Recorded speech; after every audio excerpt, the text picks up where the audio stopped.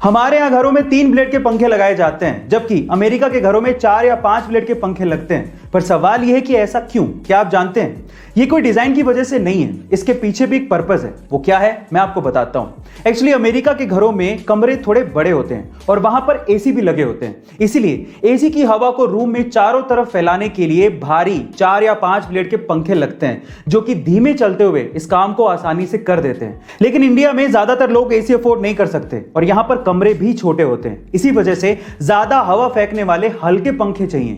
इसीलिए यहां पर 3 ब्लेड के पंखे इस्तेमाल किए जाते हैं। गाइस, क्या आपको इसके पहले तक इंफॉर्मेशन पता थी? और अगर नहीं पता थी तो कमेंट सेक्शन में जरूर लिखिएगा। और ऐसे अमेजिंग वीडियोस के लिए शेयर, सब्सक्राइब एंड लाइक। मिलते हैं अगली वीडियो में। गाइस, आपने famous web series money heist के बारे में तो जरूर सुना होगा, जिसका सीजन 5 मोस्ट अवेटेड है। अब इसमें नायरोबी नाम की लड़की का एक फेमस किरदार था, जिसे निभाया था एक स्पेनिश एक्टर एल्बा फ्लोरेस ने। लेकिन बहुत ही कम लोग ये जानते हैं कि एल्बा फ्लोरेस यानी कि नायरोबी ने एक बार एक मूवी में एक इंडियन विमेन का किरदार भी निभाया था, जिसमें वो तेलुगु भाषा बोलते दिखती हैं।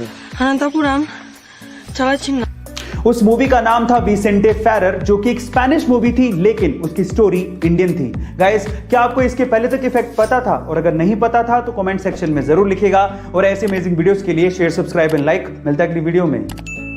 जापान में अक्सर भूकंप आते रहते हैं और वहां पर इसी वजह से जान माल के खतरे से बचने के लिए बुलेट ट्रेन सिस्टम में सेंसिटिव सेस्मोमीटर लगाए गए हैं, जो इतने सेंसिटिव हैं कि भूकंप के आने से पहले उसकी जानकारी दे देते हैं। कुछ ऐसा ही हुआ 11 मार्च 2011 को, जब 8.9 तीव्रता के भूकंप की जानकारी एक सेस्मोमीटर ने 12 सेकंड पहले ही दे दी और समय रहते 33 ट्रेनों को स्टॉप सिग्नल भेजा गया, जिसमें से 32 ट्रेनों को जान माल के खतरे से बचा लिया गया और सिर्फ एक ट्रेन डीरेल हुई। गाइस, आपको सेस्मोमीटर की ये टेक्नोलॉजी कैसे लगी? कमेंट सेक्शन में जरूर लिखिएगा। और ऐसे अमेजिंग वीडियोस के लिए शेयर, सब्सक्राइब एंड लाइक। मिलता है अगली वीडियो में। मुकेश अंबानी यानी कि हमारे मोटा भाई जितने मशहूर हैं, उनसे ज्यादा मशहूर है उनका घर एंटीलिया। एंटीलिया को अगर हम लोग इंडिया का सबसे आलीशान घर कहें तो गलत नहीं होगा।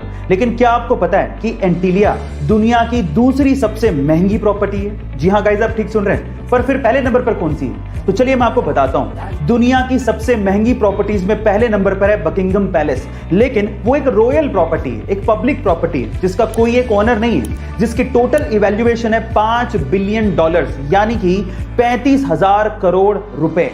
और दूसरे नंबर पर आती है मुकेश अंबानी की एंटीलिया, जो कि एक प्राइवेट प्रॉपर्टी है, जिसे मुकेश अंबानी खुद ओन करते हैं, जिसकी आज की इवैल्यूएशन है $2 बिलियन, यानी कि 14,000 करोड़ रुपए।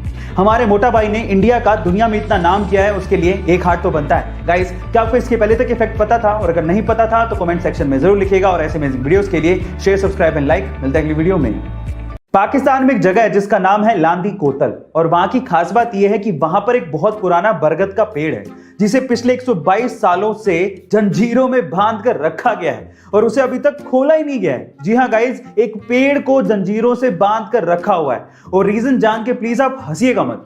एक्चुअली हुआ कुछ यूं कि 1898 में वहां पर एक अंग्रेज अफसर था जिसका नाम था जेम्स स्क्विड। एक रात को जब वो पेड़ के आसपास घूम रहा था तो उसे लगा कि वो पेड़ उसकी तरफ बढ़ रहा है। उसे खतरा महसूस हुआ तो उसने अपने हवलदारों को उसे गिरफ्तार करने को कह दिया और तब से वो गिरफ्तार है। मजे की बात यह है कि उस रात को वो अंग्रेज अफसर पिया हुआ था। खैर, तब भी उसकी गिरफ्तारी आज तक चल रही है। गाइस, आपको ये फनी इंफॉर्मेशन कैसे लगी? कमेंट सेक्शन में जरूर लिखिएगा। और ऐसे अमेजिंग वीडियोस के लिए शेयर, सब्सक्राइब एंड लाइक। मिलता है अगली वीडियो में। एक बार किसी लड़के ने नेटफ्लिक्स का टैटू करवाते हुए आर्म पे लिखवाया नेटफ्लिक्स एंड चिल और उसे सोशल मीडिया पर नेटफ्लिक्स को टैग करते हुए शेयर कर दिया। जैसे नेटफ्लिक्स वालों को यह पता लगा, उन्होंने खुश होकर उस लड़के को 1 साल का नेटफ्लिक्स का सब्सक्रिप्शन फ्री में दे दिया। और डोमिनोज वालों ने तो इसके ऊपर एक पूरा ऑफर ही निकाल दिया। रशिया में डोमिनोज वालों ने यह अनाउंसमेंट किया कि जो भी डोमिनोज का टैटू अपनी आर्म पर करवाएगा और उसे सोशल मीडिया पे शेयर करेगा, उसे 100 साल के लिए डोमिनोज का पिज्जा फ्री में दिया जाएगा। अब ये ऑफर चलना था 2 महीने, लेकिन कंपनी के अनुसार इस ऑफर को 5 दिन में बंद करना पड़ा, क्योंकि टैटू करवाने वालों की भीड़ लग गई थी। Oh my God. गाइस, क्या आपने भी कभी किसी कंपनी का टैटू अपने हाथ पे करवाया है? कमेंट सेक्शन में जरूर लिखिएगा। और ऐसे अमेजिंग वीडियोस के लिए शेयर, सब्सक्राइब एंड लाइक। मिलते हैं अगली वीडियो में।